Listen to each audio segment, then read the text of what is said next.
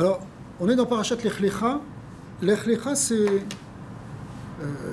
quoi Lech Lecha? C'est Abraham qui se met en chemin, qui va vers son destin, qui va vers son avenir, qui part vers la terre que Dieu va lui montrer. Mais il va rencontrer un certain nombre d'épreuves. En réalité, il y a déjà eu des épreuves qui sont venues avant, d'après le Midrash. Il faut comprendre les versets de la fin de la Parashat Noach comme les premières épreuves d'Abraham, puisqu'on parle déjà d'Abraham et de Terah, son père. Et on nous dit là-bas, la Torah nous dit que Abraham a été confronté en premier lieu à Nemrod. Nemrod, c'était qui Nemrod? Alors la Torah elle-même a dit qui était Nemrod. Nemrod était le fils de Cush. Alors vous allez me dire c'est qui Cush? Et Cush était lui-même le fils aîné de Ham. Ham qui était un des fils de Noé. D'accord? Alors, sur l'histoire de Nemrod, la Torah nous raconte qu'il est le premier à avoir dominé les autres. Il était le premier à imposer sa loi, pas simplement sur sa famille comme chef de famille, si vous voulez, mais il a pris par la force, en quelque sorte, il a dominé d'autres peuples, et même en fait, presque toute l'humanité à l'époque, à tel point que le Midrash en fait de lui le premier grand empereur de toute l'histoire des hommes. Premier empereur, c'était lui. Alors, la Torah nous raconte que c'était un chasseur. Et qu'en tant que chasseur, il était... il y avait une époque, le Malbim, il ramène que les chasseurs à l'époque, ceux qui étaient les grands chasseurs qui étaient capables de dominer les animaux, on les voyait comme des êtres supérieurs et ils étaient presque divinisés. Nemrod, pour sa part, lui, il chassait les animaux, mais il savait aussi chasser les personnes, c'est-à-dire les capturer par la parole. Il avait une dimension... il savait... l'idée de capturer ici, c'est aussi capturer par la parole, c'est ce qui est mis en relief. Et d'ailleurs, celui qui fera la même chose plus tard, c'est Esav. Esav aussi, c'était aussi un Ish Tsaïd, un homme de gibier, ouais, qui est capable en fait de capturer, littéralement, de capturer par la parole, d'emporter avec lui des gens. Alors, Nimrod, il apparaît pour la première fois à l'époque de la tour de Babel. Parce qu'il faut savoir que l'histoire d'Avraham Avinu, c'est très peu de temps après la tour de Babel. Et la tour de Babel, c'est un moment dans l'humanité où il y a eu une tentation d'unification des peuples, mais si on lit bien les versets, qu'on comprend, puisque c'est un qui a parlé à l'autre, et les maîtres disent, mais c'est qui a parlé à l'autre? C'est un parler à l'autre, pour se dire, venez, on va faire cette tour, on va faire cette ville, etc. C'est qui? Alors il nous dit, c'était Cush et Mitzraïm. Il y avait deux pays, en quelque sorte, deux nations, qui se sont alliées pour arriver à amener tout le monde avec elles dans ce projet, en leur imposant. Et il y a eu une guerre même entre Cush et Mitzraïm, parce que finalement, qui va dominer tout? C'est-à-dire que si on creuse un peu les versets, parce que le Midrash, en fait, il s'appuie sur une lecture fine du verset, en regardant bien les mots, eh bien, on comprend que ce n'était pas une espèce d'union volontaire de chacun, de vouloir faire en fait une société idéale où il n'y aurait pas de différence, il n'y aurait pas de guerre et tout le monde serait uni dans le même projet. C'est pas ça, c'est quelques-uns qui ont imposé aux autres. Hein, bon, alors on avait déjà expliqué, c'est un système totalitaire, c'est le projet totalitaire qui est là. Il est là. Et c'est Nemrod finalement qui sort gagnant de tout ça. C'est lui qui finalement tient les rênes dans cette tour de Babel. Et quand cette tour de Babel va être éclatée, alors il va partir, il va continuer de conquérir, il ne va pas s'arrêter là, il va reprendre pour conquérir d'autres. Il va monter un peu plus au nord, il va prendre Shinar, qui est aussi c'est une partie de la Babylonie, après il va prendre Ashur, la Syrie qui est un... Ashur, lui, c'est un descendant de Shem, mais ça va être dominé par Nimrod. Il va prendre aussi une grande partie aussi en Eretz Israël, il va s'installer aussi. Là-bas, le fameux passage de la guerre entre les 4 rois contre les 5 rois, là, qui est dans la Parashat Lech Lecha, je ne sais pas si vous connaissez ce passage, où il y a des rois qui sont opposés autour de la ville de Sdom. Il y avait qui était celui qui contrôlait tout et qui a mené cette guerre en premier, c'était Amraphel, qui n'est autre que Nimrod. C'est le même. Donc en fait, on voit qu'il y a ce prototype ici, qui Nimrod, qui est lui, en fin de compte, le fils aîné de Ham, enfin, le fils aîné du fils aîné de Ham. Donc c'est vraiment la lignée de Ham en premier. Couche, son père c'est Couche. Couche, on pense que c'est l'Éthiopie, mais c'est l'Éthiopie très antique en réalité. Il y a eu un grand empire en Éthiopie qui a continué jusqu'à l'époque de la guerre de la reine de Saba, avec le roi Salomon, cette époque-là, mais dans un temps beaucoup plus antérieur, il y avait ici quelque chose qui était une civilisation qui est très ancienne. Nemrod, apparemment, il est sorti de cette civilisation, puisque on dit que c'est le fils de Couche. Et puis, un autre... Alors, Avram Avinu, lui, il est confronté à lui en premier. C'est sa première épreuve, c'est de résister à cette tendance où Nemrod va imposer non seulement sa loi, mais il s'est fait établir des statues à son effigie, tout le monde doit se prosterner. C'est des choses qu'on a connues dans toute l'histoire. Il y avait des statues de Staline partout en URSS. C'est la même chose, d'accord? Jusqu'à Saddam Hussein, tu trouves ça aussi. Dans tous les pays communistes, tu as trouvé ça, d'accord? Alors, il y a cette tendance-là, elle est là, et Avram Avinu, il dénonce ça. Alors, déjà, même à la tour de Babel, il y a un midrash qui raconte que, en haut de la tour de Babel, ils avaient monté une grande statue avec une épée dans la main. Ouais. Pour montrer à Dieu la révolte idolâtre. On verra un peu après qu'est-ce que ça peut nous dire, ça, mais l'idée, c'est que il y a une tendance ici d'avoir le pouvoir, de gagner, de contrôler. Avram Avinu, il traverse ça, et puis finalement, il sort de Ur-Kasdim, il arrive à Haran, là-bas il reste quelques temps, et puis, Haran qui est dans le nord de l'Irak, et puis finalement Dieu lui dit pars, et tu vas partir justement vers cette terre que je te montrerai, qui va être la terre d'Eretz Israël. Alors, Avram part, mais à peine il arrive en Eretz Israël qu'il est confronté à une autre épreuve. Il y a une famine. Alors bon, il aurait pu se déprimer, se révolter contre Dieu et dire tu m'envoies là, mais en fait il n'y a rien à manger, c'est quoi cette blague? D'accord? Pas du tout, c'est pas du tout le style d'Avram. Et il accepte totalement l'épreuve. D'ailleurs, il va passer toutes les 10 épreuves qu'il va subir, il va les accepter toutes et il va les passer. Et simplement, c'est en même temps quelqu'un qui cherche des solutions. C'est pas simplement quelqu'un qui va rester les bras croisés.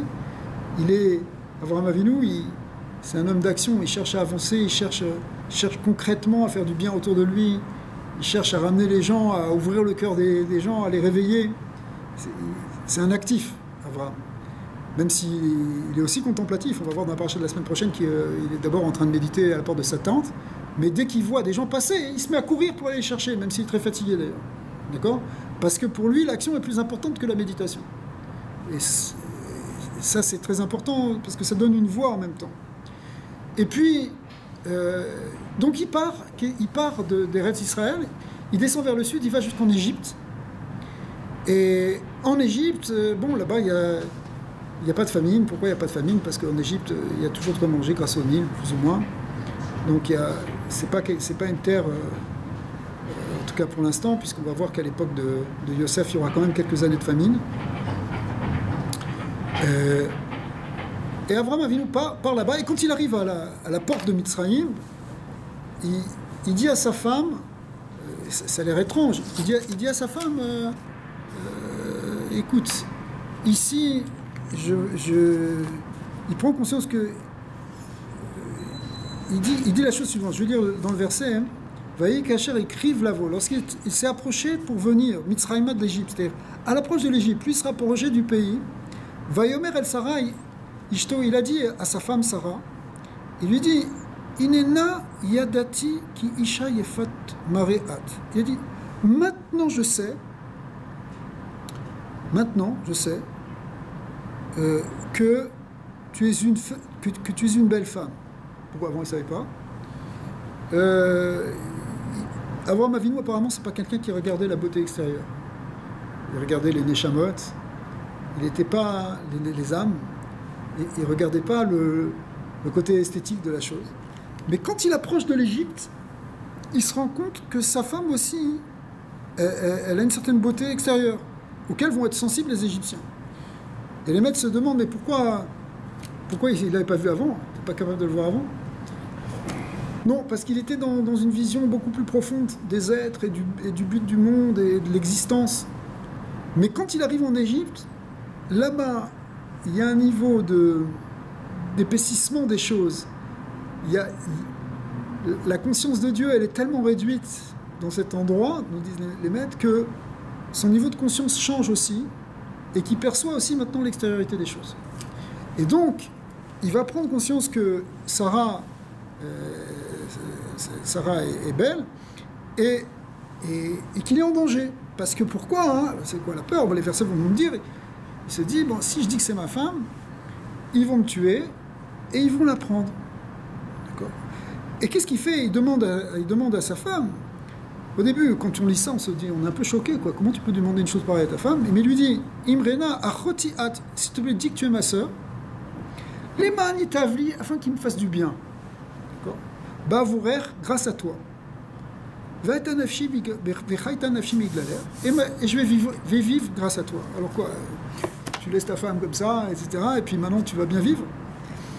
Alors, le point il est, le suivant, c'est que, bon, alors après l'histoire, vous la connaissez, c'est que finalement les gardes, ils ont vu Sarah, ils ont vu qu'elle était belle, ils ont dit, bon, celle-là, on ne peut pas y toucher, c'est forcément pour le roi. Ils l'ont amenée au palais de Paro.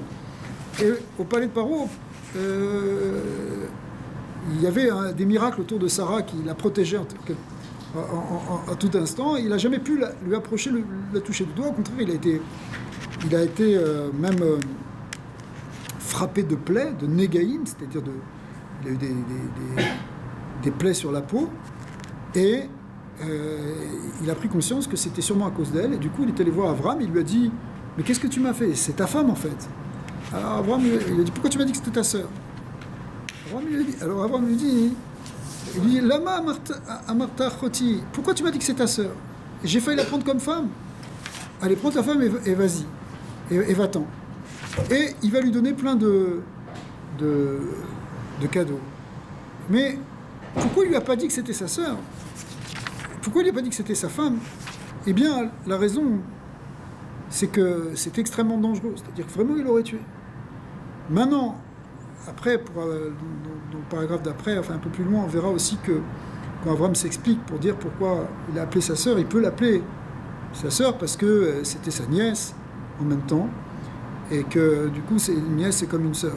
Mais il y a plusieurs manières de répondre que Avram va dire, mais en tout cas, hein, Paro, qui est un grand empereur aussi, c'est un deuxième empire qu'il est en train d'affronter. Eh bien, là-bas, qu'est-ce qui se passe? Il y a les Sheva Mitzvot des nez noirs, elles ne sont pas tellement respectées. C'est-à-dire que s'il y a une belle femme, c'est pas un problème, on tue le mari et on la prend pour femme. Cette violence qui est là, qui s'impose, et le roi il a toute la puissance pour ça, elle est profondément ancrée ici dans ce pays d'Égypte. Et on voit que finalement, il n'y a pas de respect ici, non seulement de l'interdit de tuer, mais aussi de l'interdit finalement de prendre une femme qui est interdite justement. Alors ça, c'est quelque chose qu'on va retrouver dans plusieurs endroits.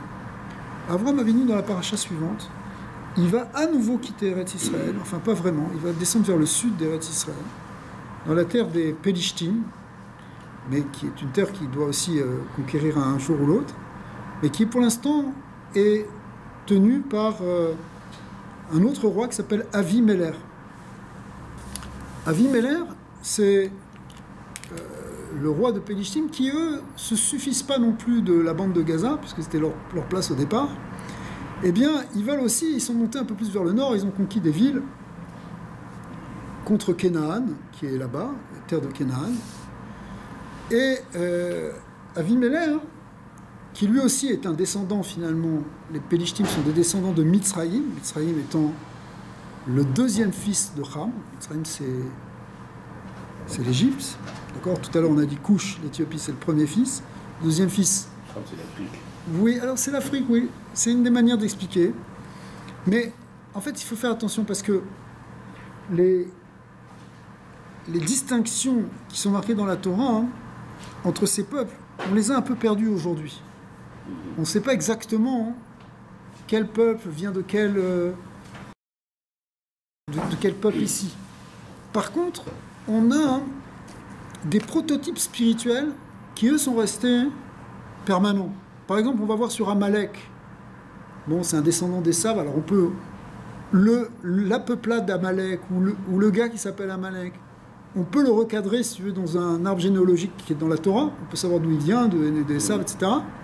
Mais aujourd'hui, le principe d'Amalek, tu vas pouvoir le retrouver là, ou tu vas pouvoir le retrouver là. Parce qu'en fait, la Torah, elle ne nous parle pas réellement. Bien sûr, on peut avoir une lecture aussi littérale, mais c'est difficile une lecture littérale quand on sait que justement, aujourd'hui, tous les peuples et les nations se sont un peu mélangés. À part ça, même, il y a des discussions sur savoir qui c'est vraiment, quel peuple c'était Yafet, et quel peuple c'était Ham, et quel peuple c'était Shem. Il y a des choses qui sont marquées dans la Torah, mais à quoi ça correspond dans l'espace, c'est pas si évident, parce que l'humanité, au départ, elle était regroupée dans cette zone de la Mésopotamie, si vous voulez. Enfin, en tout cas, la partie de l'humanité dont on parle ici, essentiellement. Bon, ça, c'est une grande discussion aussi sur laquelle il faudrait creuser. Mais la répartition sur les continents n'était pas encore exactement la même que celle d'aujourd'hui. D'accord ? C'est après qu'il y a eu des mouvements. Même, maintenant, ce qu'on voit, c'est que Avimelech, c'est la même chose. Avram va se retrouver là-bas, il va dire c'est ma sœur. Avimelech aussi va être frappé. Enfin, il ne va pas être frappé directement, c'est Dieu qui va lui parler. Mais il va lui menacer de grandes plaies. Et il va avoir aussi des plaies, mais il va le menacer de bien pire encore. Et puis, la même chose, Avram va partir. Et la même chose encore, on verrait ça encore une troisième fois. 2 parachutes encore après. Mais cette fois-ci, ce ne sera plus avec Avram, ce sera avec son fils, Isaac, qui viendra avec sa femme, il sera obligé de dire la même chose à Avimelech et on retrouve le même processus.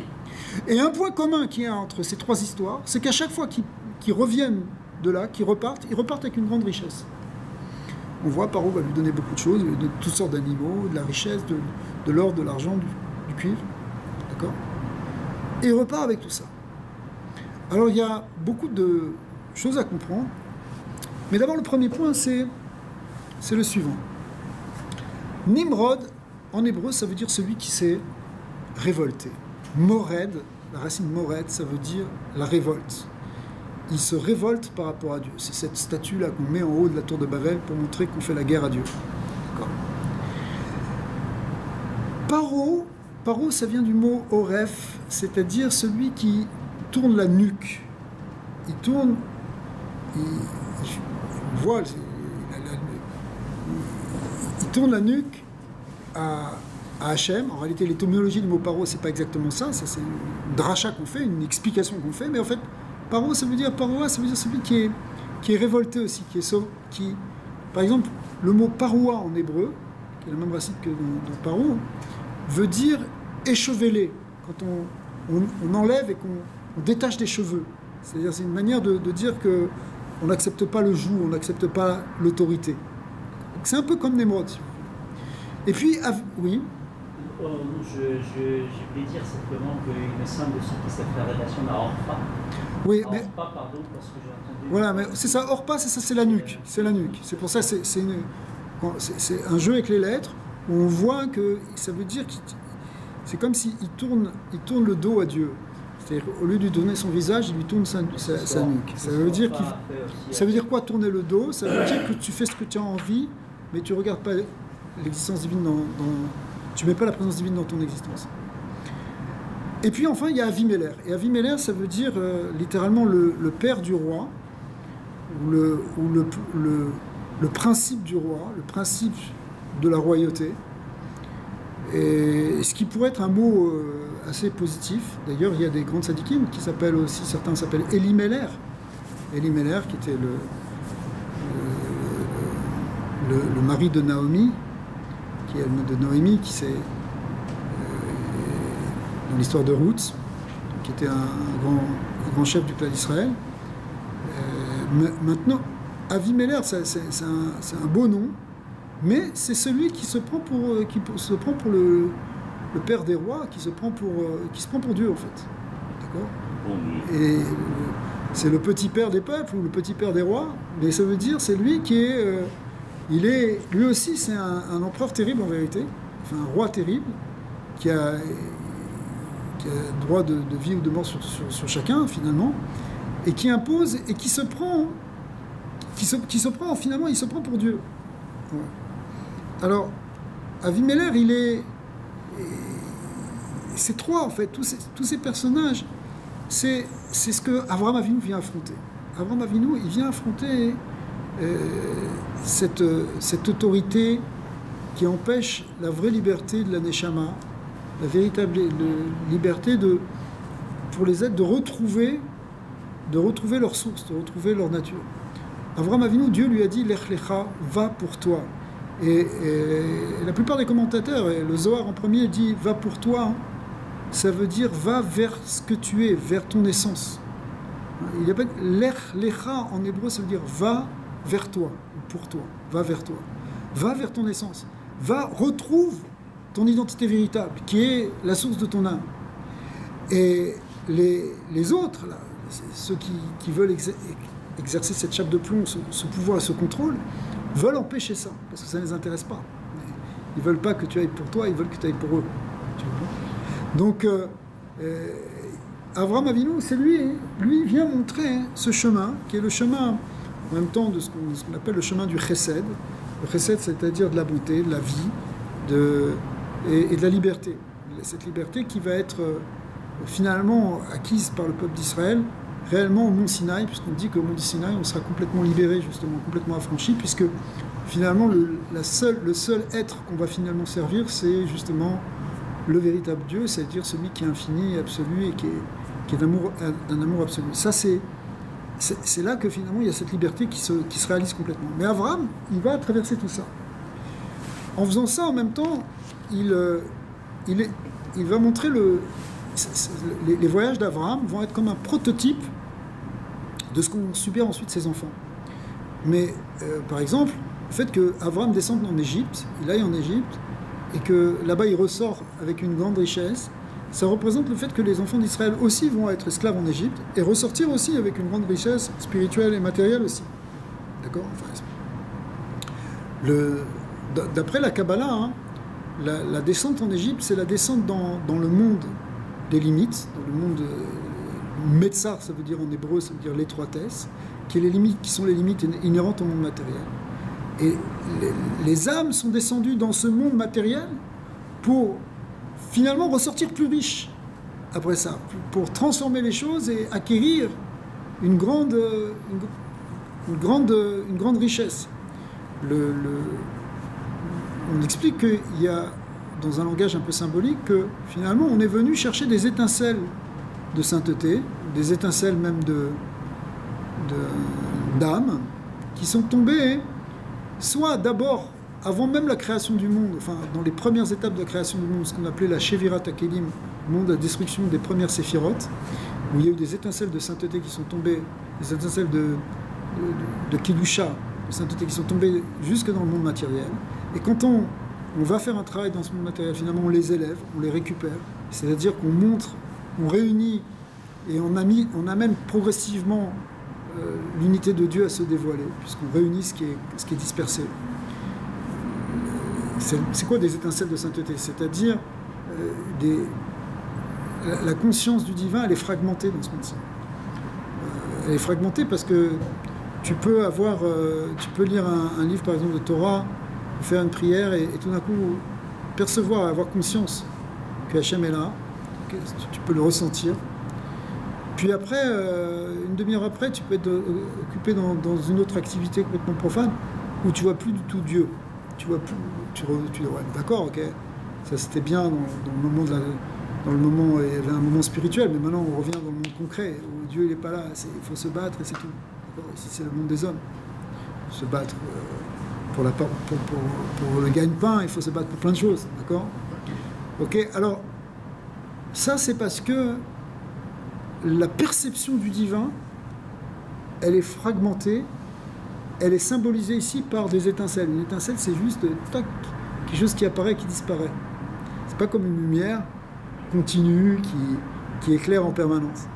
Mais en même temps, ces étincelles, c'est comme si on pouvait les récupérer, on pouvait les ramasser, et en les ramassant, finalement, on va reconstituer un puzzle lumineux, où le monde va à nouveau être un monde où Dieu est révélé.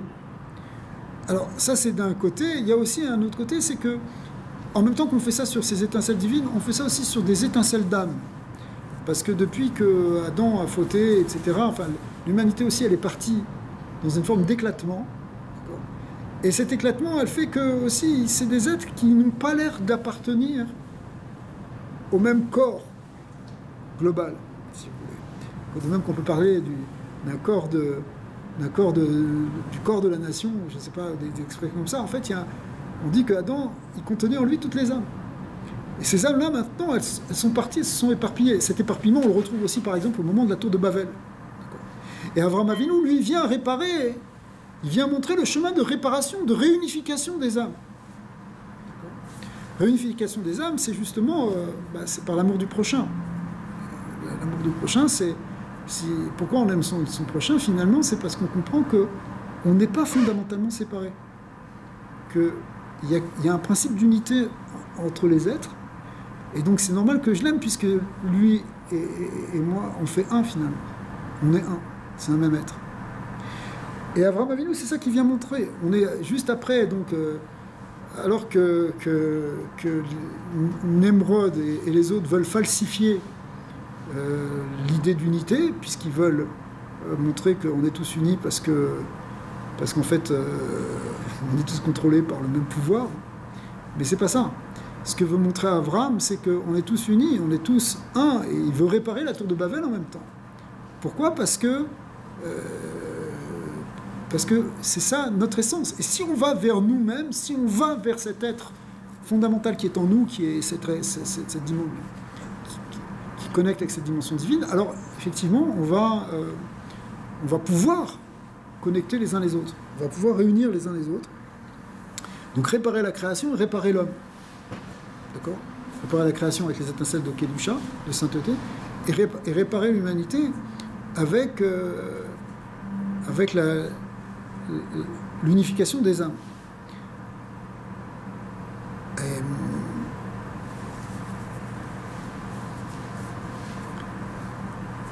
Il y a une idée ici, à un niveau plus profond.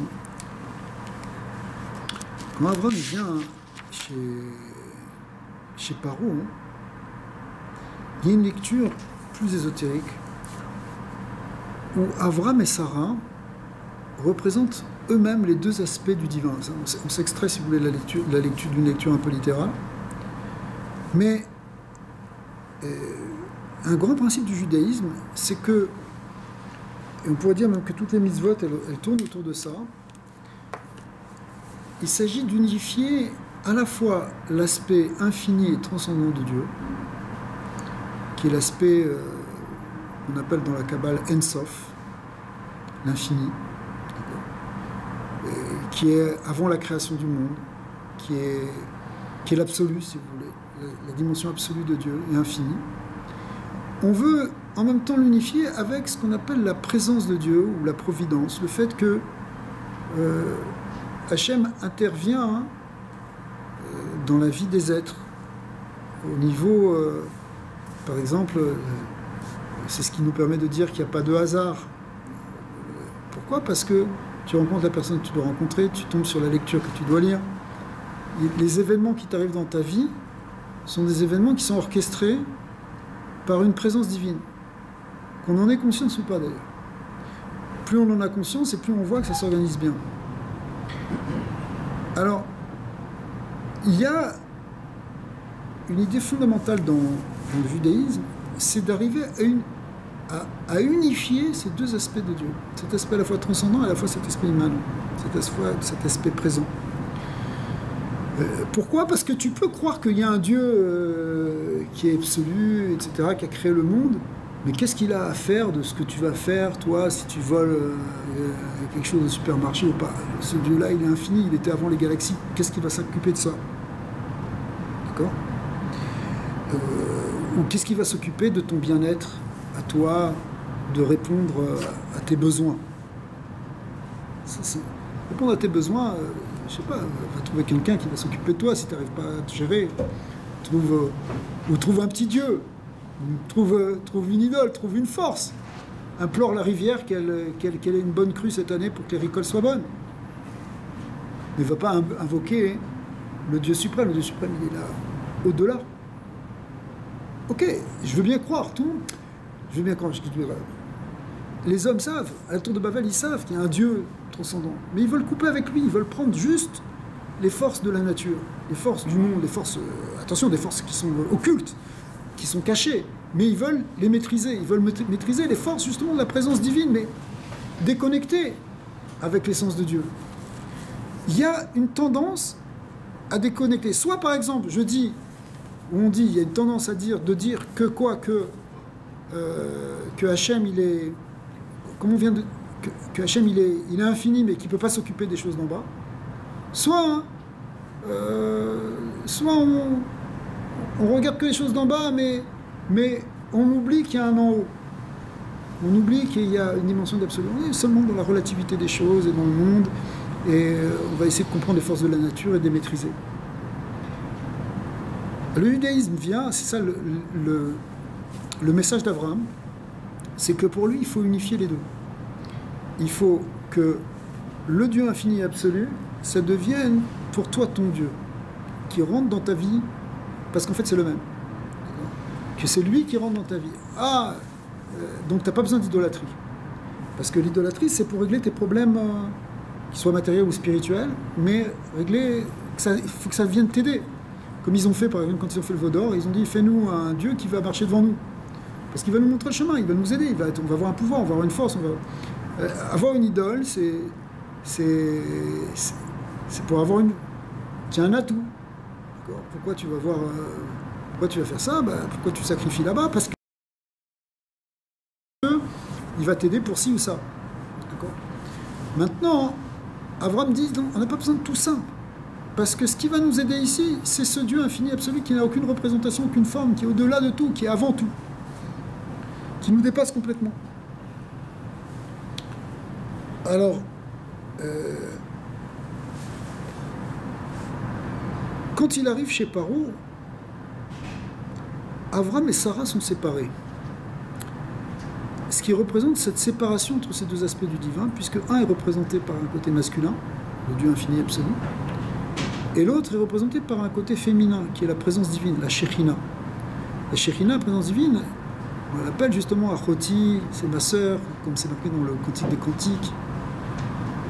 Elle est représentée par ce côté féminin. Mais Paro, lui, c'est quelqu'un qui n'a pas peur de séparer les hommes des femmes. Il est même prêt à tuer l'homme pour prendre la femme. Comme dans l'histoire de la tour de Babel. On veut tuer Dieu, on veut tuer l'idée de Dieu, parce que ça veut dire il faut se séparer complètement de ce Dieu infini, et garder le côté féminin, c'est-à-dire garder les forces dans la création. Et donc Nimrod il fait ça, Paro aussi veut faire ça, Avimelech aussi, et tous les puissants de ce monde finalement ils veulent faire ça. Ils veulent avoir le pouvoir et rejeter la transcendance.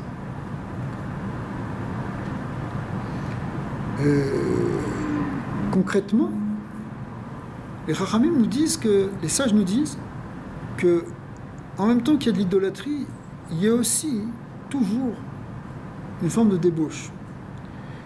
Et c'est ce qu'on voit ici, c'est-à-dire que les règles du mariage ne les respectent pas. Par exemple aussi, on dit qu'au moment quand ils ont fait le veau d'or, alors il y a eu un moment, en même temps c'était un moment de débauche, parce que le lien qui unit le masculin et le féminin, il est endommagé, il est brisé. Alors après, il peut prendre n'importe quelle forme, si vous voulez. Puisque on a coupé cette union, ce qu'on appelle en hébreu ce yichoud. C'est un gamme dommage dans l'unité. Et en même temps qu'on le fait au niveau spirituel, alors on peut le faire, et on va le faire au niveau des hommes. Dans la ville de Sodome, on n'a pas parlé, mais qui est aussi un événement sur lequel Abraham va intervenir, et c'est aussi le même principe.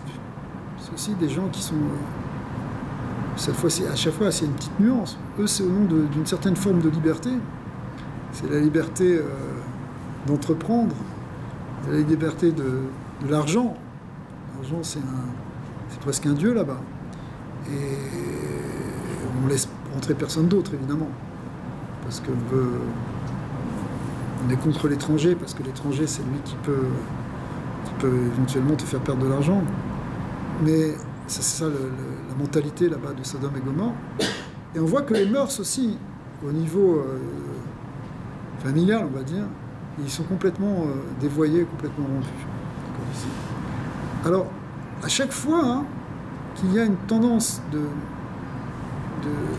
d'imposer ce pouvoir, et ce pouvoir qui finalement est un pouvoir idolâtre, en même temps, ça casse l'idée de famille, l'idée de mariage. C'est intéressant. Les maîtres nous disent d'ailleurs que dans les 10 commandements, il y en a 5 qui étaient en face de 5, c'est 2 tables de la loi. Et donc, il y a un lien aussi horizontal entre le premier et le 6e, le 2e et le 7e. Et l'interdit d'idolâtrie est juste en face de l'interdit de prendre une femme déjà mariée. Pourquoi ? Parce que les maîtres nous disent que l'idolâtrie, ça ressemble à un adultère, mais l'adultère, c'est aussi une forme d'idolâtrie quelque part, parce que c'est coupé justement dans cette union. C'est coupé dans cette union. Un mariage qui a été... il y a une dimension sacrée dans le mariage. L'homme et la femme se marient, et quand ils se marient, ça représente cette union entre le ciel et la terre, entre cette dimension transcendante, cette dimension immanente. Et casser ce mariage, parce que c'est de ça qu'il s'agit quand il y a un interdit d'adultère qui est là. Finalement, on a coupé un couple, on a infiltré quelque chose dans un couple, on a rompu une unité, et une unité sanctifiée. Et bien, du coup, ça crée en même temps cette séparation entre le haut et le bas, entre le ciel et la terre, entre le côté de Dieu absolu et sa présence en bas. Est-ce qu'on peut dire la couronne et la royauté? Oui, on appelle ça entre le côté masculin et le côté féminin, c'est Zeran Pin et Nukva, Tiferet et Malchut. Mais tout ce qu'il y a au-dessus de Tiferet, y compris le monde jusqu'aux séphirotes supérieures, effectivement, qui sont coupées de Malchut. Malchut, c'est la dernière sphère, si tu veux, c'est qu'on sépare la dernière séphira Malchut des 9 sphirotes supérieures. Voilà. Essentiellement, c'est ça. Et Malchut, c'est le monde d'en bas, c'est le monde de la terre. Et il faut amener justement ces séphirotes supérieures, c'est-à-dire cette dimension supérieure de Dieu, il faut l'unifier. Et Avraham Avinu, c'est lui qui va redonner ce chemin de l'unité. Comment ce chemin d'unification? Il veut rattacher les êtres à leur source, ça revient au même. Il veut rattacher les gens, tous ceux qui sont autour de lui, il veut les reconnecter, il veut refaire cette unité, cette reconnexion. Et la voie qu'il a choisie, c'est la voie du chesed. C'est quoi le chesed? C'est celle de la bonté. Parce que c'est toi qui connais les séchirotes, le chesed, c'est ce qui permet aux influx de descendre vers le bas et d'unifier le supérieur avec l'inférieur.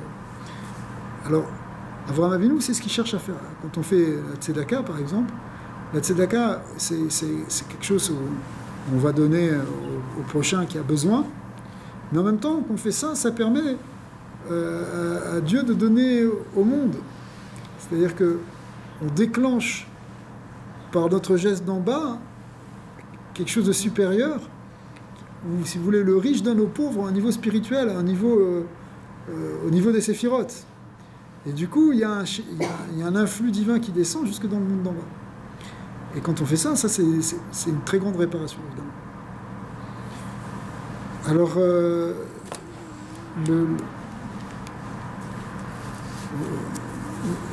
voilà pour une idée ici qui semble importante dans ce que dit Avraham Avinu. Concrètement, pour nous, ça nous sert de modèle, parce que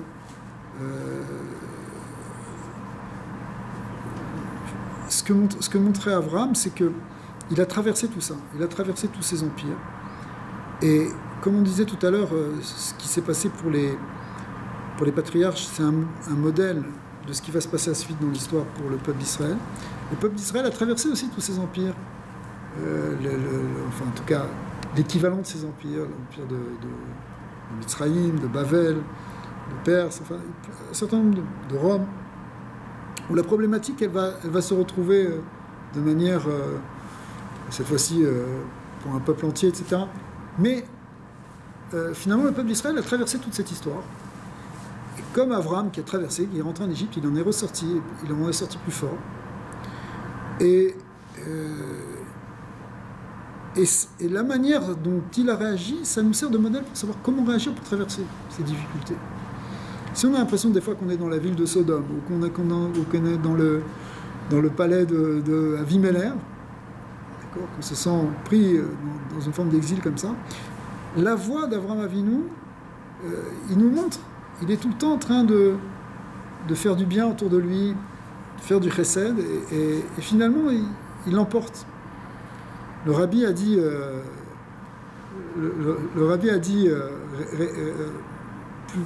plus proche de nous, il a dit que la dernière chose qu'on peut faire maintenant, réellement, si on veut amener Mashiach, si on veut que Mashiach vienne, c'est par des actes de chesed, des actes de bonté et de bienfaisance. D'accord ? Quand on fait ce qu'on appelle tzedaka vachesed, quand on fait ces actes-là, c'est ça qui amène la lumière de Dieu à se révéler dans le monde, et c'est ça qui va amener la Géoula. Donc, concrètement, c'est sûr qu'on pourrait se dire, ouais, bon d'accord, c'est très bien de lire les histoires des patriarches qui sont passés il y a 4000 ans, etc. Mais en fait, le message, il est aujourd'hui, il est la clé pour sortir justement de l'enfermement, hein, parce que c'est un enfermement tous ces empires, tous ces... Alors, bon, là, alors on parle, on n'est pas dans l'empire soviétique tel qu'on l'a connu il y a encore quelques dizaines d'années. Et bon, Hachem, on peut parler librement, on a cette liberté. Mais en Russie, ça aurait été impossible. Il aurait fallu se cacher. Et il y aurait des espions à la porte, des gens qui vont à la porte pour espionner comme ça, pour voir si tu faisais pas court. Mais voilà, donc on n'a pas l'impression qu'on est dans cet empire. Mais par contre, on peut se demander jusqu'à où le monde nous prend pas quelque part aussi dans ce qu'on est. Et nous prend pas dans notre identité, nous enferme pas dans une forme de croyance idolâtre. C'est pas un peu le cas aujourd'hui. Hein ? C'est pas un peu le cas aujourd'hui.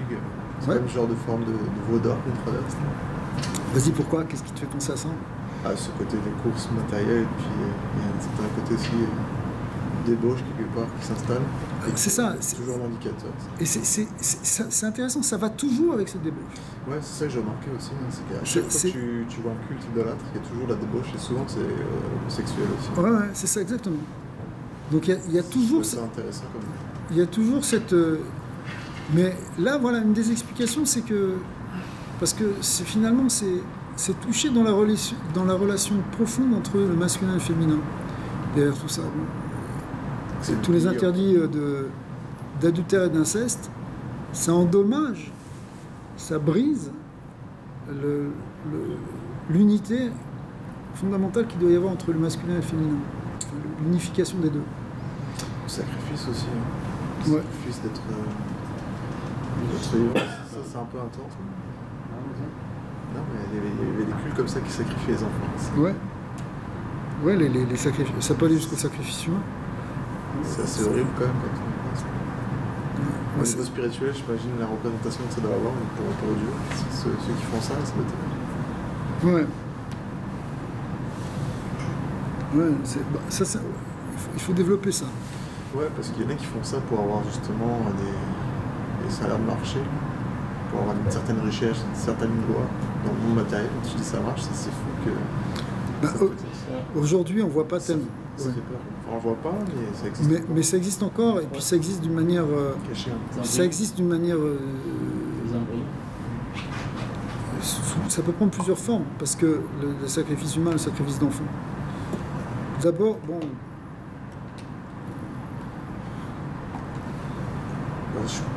On peut regarder même proche de nous. Il y a une loi qui est très intéressante. C'est une des 613 mitzvot, qui est celle que, je ne sais pas si vous l'avez étudiée un jour, mais ça parle du rachat du premier-né. Le fils aîné, le premier qui est né de maman, le père vient et le rachète au Kohen. D'accord. Il lui paye 5 pièces d'argent pour l'acheter, c'est toute une dimension symbolique extraordinaire. Mais dans le rituel, il y a un échange de paroles qui se fait, où le Kohen, au départ, il a le bébé dans les mains, et il demande au papa et à la maman, il leur demande, voilà, jusqu'à présent, bon, c'est votre enfant, jusqu'à présent, il était dans le domaine de Dieu, et il vous appartenait, mais il était aussi dans le domaine sacré, qui est représenté par le Kohen. C'est comme si le Kohen, il appartient, si vous voulez, au monde d'Hachem. Et il lui dit, voilà, maintenant, vous venez pour le racheter, mais il demande qu'est-ce que vous préférez. Est-ce que vous préférez cet enfant ou est-ce que vous préférez ces 5 pièces d'argent? C'est pas une très grande somme d'argent, mais c'est 5 pièces, quoi. D'accord. Alors, évidemment, le père, il va dire, qu'est-ce qu'il va dire? Il va dire, je préfère mon fils, et voilà. Et puis après, il va faire une bénédiction, il va donner 5 pièces, et c'est une grande joie, c'est une grande fête.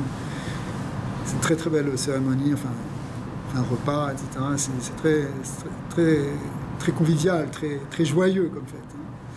Mais c'est quoi cette question? Qu'est-ce que tu préfères, 5 pièces ou ton fils?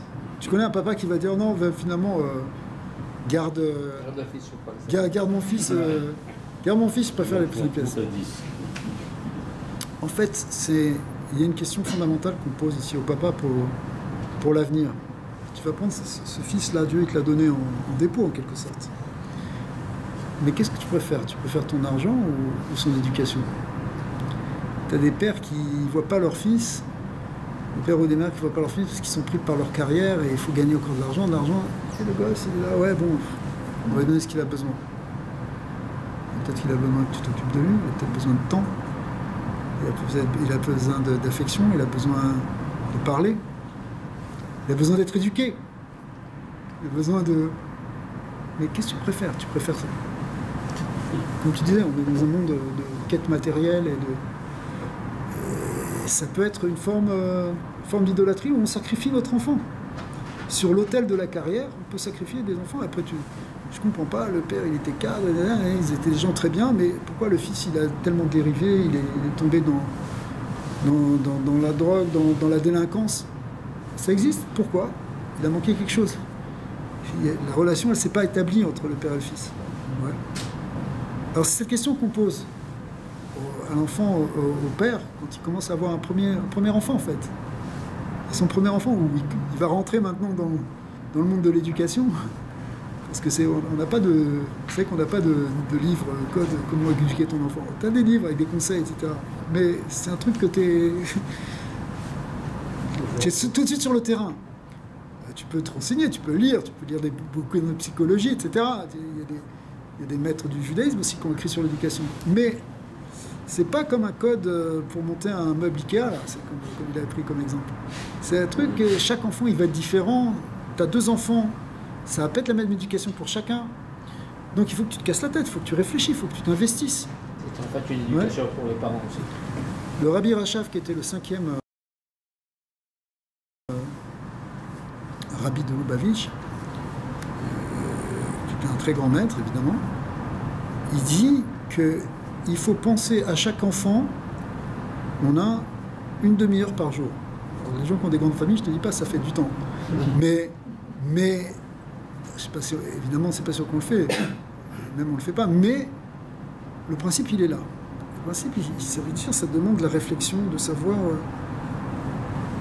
qu'est-ce que tu vas faire par rapport à lui. Ben ça, c'est le contraire d'un comportement idolâtre d'aujourd'hui. Ça va beaucoup plus loin même aujourd'hui, c'est qu'on ne veut plus avoir d'enfants. Tu ne veux pas avoir d'enfants parce que ça prend du temps. Ça prend du temps, ça prend des fous. Une fois, aujourd'hui, quelqu'un qui a 2 enfants, c'est déjà une femme qui a 2 enfants, c'est une héroïne. C'est une héroïne, elle a le gros respect, etc. D'accord, c'est presque une médaille. Pourquoi? Parce que comment tu peux avoir des enfants alors qu'il faut que tu fasses une carrière, il faut que tu fasses des choses. Et à part ça, même si tu n'es pas tellement occupé, mais ça prend tellement d'énergie. Voilà. Alors, effectivement, ça peut être vu comme une forme de sacrifice d'enfant, même avant qu'il naisse. Mais, à l'époque de Paro, cette fois-ci, il y a eu à l'époque de Moïse, il mettait les enfants dans le Nil, ou même dans les briques, comme aussi à l'époque de la tour de Babel. À l'époque de la tour de Babel, pour la construction de la tour de Babel, celui qui était faible, ou ceux qui ne servaient pas, qui n'étaient pas capables, on les mettait dans les briques. Ce qui représente l'idée que, par rapport à un projet collectif, qui est d'ailleurs complètement dingue, les individus ne comptent pas. On les sacrifie. Avraham Avinu, lui, vient et dit non, il y a un projet pour l'humanité, il y a un projet collectif, c'est sûr, mais ça passe par chaque individu, et chaque individu, c'est un monde. Donc, on ne peut pas sacrifier l'individu pour le collectif. Si quelqu'un veut se sacrifier pour une cause qui est supérieure à lui, pourquoi pas? Nous avons dit sacrifier à plusieurs niveaux de sacrifice, évidemment. Aller vers un projet, bien sûr, mais tu peux pas dire bon, cet individu il compte pas parce que il faut passer par là, alors on l'écrase, non? Ça c'est les totalitaires qui font ça. C'est les Paro, c'est Nemrod, c'est la tour de Babel. Mais c'est pas Abraham, il vient faire le contraire, il vient montrer que chacun il a une étincelle divine, chaque âme elle compte. Chaque âme compte, n'importe laquelle, il la prend, il la fait rentrer chez lui. Il la remet dans sa tente. Donc il y a au contraire un amour de la vie, une sanctification de la vie qui est exactement le contraire de tous ces systèmes-là. Mais aujourd'hui, on vit, on a l'impression qu'on n'est pas dans un monde totalitaire. Malgré tout, il y a quelque chose qui a l'air, ça a l'air que c'est cool, mais en fait, on est en train de aussi de tomber. Et quand on pense, même actuellement, je frappe des cellules d'embryon qui sont réutilisées pour des cures de jouvence. Ah ouais? C'est incroyable. Ouais. En fait, c'est aller, en plus de c'est permis, c'est pareil. Ben, en fait, c'est exploité en Suisse, c'est pas officiel, mais ça se fait. Bah, c'est comme on voit qu'il y a des Midrashim qui nous racontent que Paro, il prenait des bains dans du sang d'enfant aussi. Parce que c'était bon pour sa peau.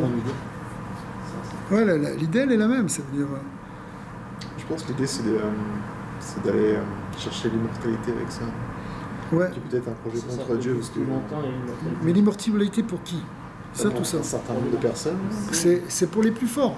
Mais les plus faibles, ils vont justement être tués pour ce projet-là. Ouais, c'est ça. À chaque fois qu'on entend, justement, on entend, c'est toujours, ça vient du Sitra Achra, on dirait, ce côté très obscur, négation de Dieu, séparation.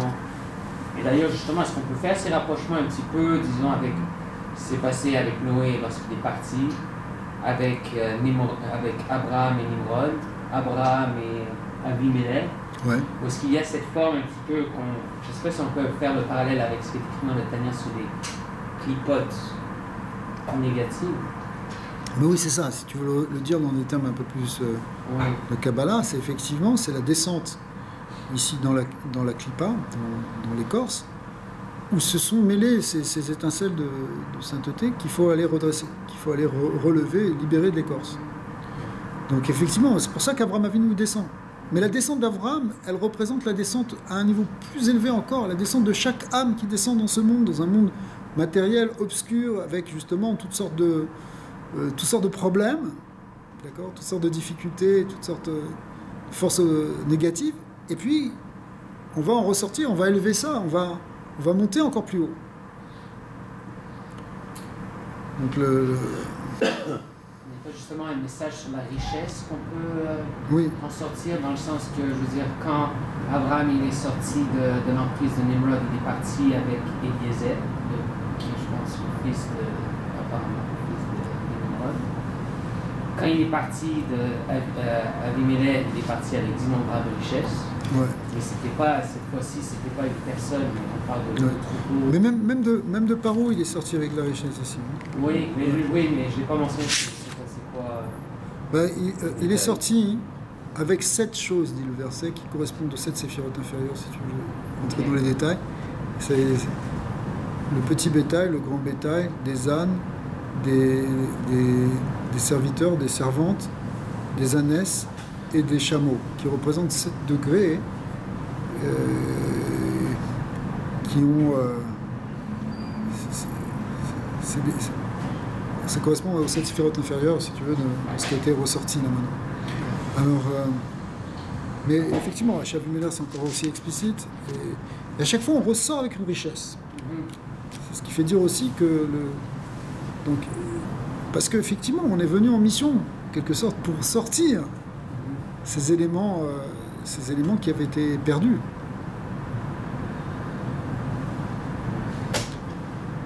Donc, à la fin, on est gagnant, mais pour ça, il faut qu'il y ait une lutte contre les forces du mal, il faut gagner contre, il faut en être libéré.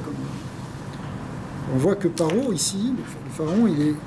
Et après ça, c'est marqué « Vaïnaga Hashem et Paro benegaim gdolim ». Il a frappé avec des grandes plaies. Les negaim, ça veut dire... c'est des plaies sur la peau, mais ce qu'on va retrouver après, au moment où il était... au moment où les enfants... Au moment des 10 plaies, il y a aussi une plaie qui a été justement les negaim, des forces contre... Et on voit la même chose aussi pour tous. Ces plaies, elles représentent en même temps l'idée d'exil. C'est-à-dire que, en quelque sorte, une fois que cette richesse elle est sortie de là-bas, il ne reste plus grand-chose de cette civilisation. C'est des civilisations qui s'éteignent après. Aujourd'hui, c'est sûr que l'Égypte, c'est encore un grand pays, probablement, mais la civilisation égyptienne, elle a été frappée de plaies, en quelque sorte. C'est-à-dire qu'elle s'est éteinte. Est-ce qu'il ne s'est pas peut-être imagé aussi, parce que quand ce peuple est sorti d'Égypte, il y avait toutes les sens. Je ne sais pas, pour moi, c'était des gens... Est-ce que c'était des gens érudits? Non. Est-ce que c'était des gens... Ça fait penser à l'émigration des Juifs, par exemple, quand tous les Juifs sont sortis de Russie. C'était une hémorragie. Pour la Russie, ouais. C'est une hémorragie dans beaucoup de peuples quand les Juifs sont dans le pays arabe. En Espagne aussi, bien sûr. Donc cette richesse-là, parce que la richesse, elle peut être matérielle, purement matérielle. Elle est surtout spirituelle. Spirituelle. Surtout. Voilà. Parce que la vraie richesse, elle est surtout spirituelle. C'est ça. C'est vrai. C'est ça la vraie richesse. Mais ça ne veut pas dire qu'on méprise la richesse matérielle importante, parce que elle peut être utilisée pour construire un monde meilleur, un monde pour Hachem. Mais la vraie richesse, elle est spirituelle. Ouais, Question plutôt, vous avez mentionné que au sommet de la tour de Babel, il y avait une statue avec un glaive et que vous reviendriez sur cette image-là. Mais le glaive, est-ce qu'il y a c'est quoi sa connotation le sens premier, c'est l'idée de guerre. De guerre et de couper. Et de couper avec on veut couper avec Dieu. On veut prendre ses forces, on veut prendre les forces des anges, les forces occultes, les forces des noms divins. On veut prendre les forces de la Malchoute. Mais on veut couper avec le supérieur. C'est comme si tu veux, pour donner un exemple qui serait plus concret aujourd'hui, c'est comme tu veux le pouvoir de l'atome, d'accord, mais tu oublies qu'il y a un créateur. C'est ça. Alors l'idée de glaive, c'est à la fois l'idée d'une statue, c'est à la fois le mettre exprès une dimension idolâtre, et la dimension idolâtre, elle vient parce qu'on a coupé avec la cause première. Si on était rattaché à la source divine, t'as pas besoin d'avoir quelque chose qui fasse le lien. Est-ce qu'on peut dire d'une certaine façon, il vaut mieux se battre avec l'arc qu'avec l'épée? Alors, nous, là, on voit que... Non. Oh, ok. I just want to get the first time I just want to get it started, make sure we're Thank you very much. Non, c'est pas... Yaakov, il y a un verset qui dit, en parlant d'une guerre qu'il a fait contre des peuples de Canaan, il parle de cette guerre que j'ai faite avec mon arc et avec mon glaive.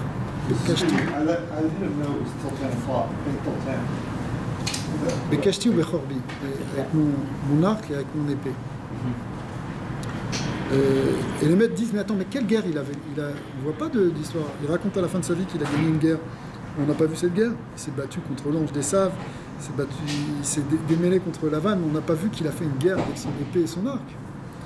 Alors les maîtres nous disent, non, c'est une guerre qu'il a gagnée spirituellement, avec sa prière et ses supplications, son étude, ça dépend des versions. C'est la guerre spirituelle. C'est-à-dire que une fois que... Vous connaissez le passage où il y a l'histoire avec la ville de Shrem, de Sichem, qui a été détruite par Simon et Lévi, d'accord, qui n'ont pas apprécié du tout qu'on ait pris leur sœur, on les vient monter. Alors après ça, Yaakov et Avinu, il avait peur que ces petits royaumes qui étaient autour de lui s'unissent pour lui faire la guerre. Dis-moi, ils sont venus, ils ont rasé une ville. Donc il avait peur de ça et il a prié. Il a prié pour être protégé. Et cette prière-là, elle a permis de gagner la guerre. Déjà contre les Saves, il avait prié. Ça lui a permis finalement de ne pas être obligé de se battre physiquement. Autrement dit, les combats que tu as à faire dans la vie, tu peux les régler beaucoup dans la prière. Dans la prière ou même dans l'étude. L'étude est souvent comparée à l'épée et la prière à la flèche, à l'arc. Parce que quand tu pries, tu vois loin, tu envoies ta flèche loin. Tu sais que quand on prie, il faut une kavana. Une kavana, ça veut dire une direction, une orientation. Donc on essaye d'aller. Alors que l'épée, c'est quelque chose qui est un combat rapproché. Donc, par rapport au Yetzirah, il y a deux types de manières de... Des fois, tu pries, et ça empêche même le Yetzirah de s'approcher. Des fois, le Yetzirah est très proche de toi. Et là, il faut que tu sortes l'épée. C'est pour ça que les maîtres nous disent que quand quelqu'un il est pris par le Yetzirah, qu'il l'amène au Beth Midrash, qu'il l'amène étudier la Torah.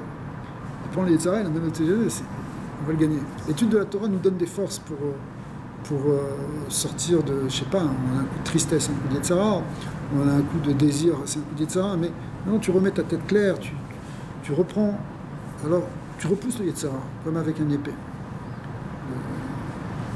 La fameuse prière de Shema Israël, qui est en fait un passage de la Torah, c'est à la fois de l'étude et une prière. Au départ, c'est un texte de Torah, donc il est comparé à un glaive à double tranchant. Alors, la symbolique de double tranchant, c'est une épée tranchante en tout cas pour couper le Yetzirah, pour empêcher qu'il approche. On peut régler beaucoup de problèmes par la prière. C'est pour ça que les maîtres de la Torah insistent beaucoup sur ça. Hier, il y avait quelqu'un, un Rav qui est connu en Israël, qui passait à Noël, il a fait un cours, le Rav Harouche. Ah oui, Shalom. Ouais, Rav Shalom Harouche de Jérusalem. Alors lui, il dit, avec la prière, on peut tout faire.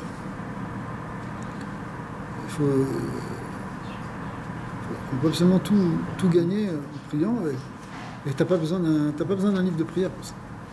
Tu pries dans ta langue et comme tu sens. Mais maintenant, des fois, on n'a même pas la force de prier. Et c'est là qu'il faut sortir l'épée, c'est-à-dire se battre et se forcer. Des fois, t'as même pas envie, t'es tellement dans une déprime, une fatigue. T'es pas combatif. C'est dans ces meilleurs moments parce que justement, si on est combatif et qu'on gagne, C'est ça. on évolue, on grandit Ouais, plus. ça en grandit plus. Il faut savoir aussi qu'à chaque fois qu'on passe par un moment de petitesse, on se sent en pleine descente, etc., ça cache un grand moment d'élévation. C'est parce qu'il va y avoir une grande joie, il va y avoir des choses bien. Alors on passe d'abord par un moment étroit. Bon, alors voilà, si Dieu veut. Merci beaucoup. On va avec plaisir, je sais pas, je vous ai partagé une petite idée si tu fais la paracha, j'espère que ça va nous inspirer pour augmenter la vie, augmenter le chesed, augmenter les actes de bonté autour de nous, que ça amène la Géoula, Shlema, le Mashiach.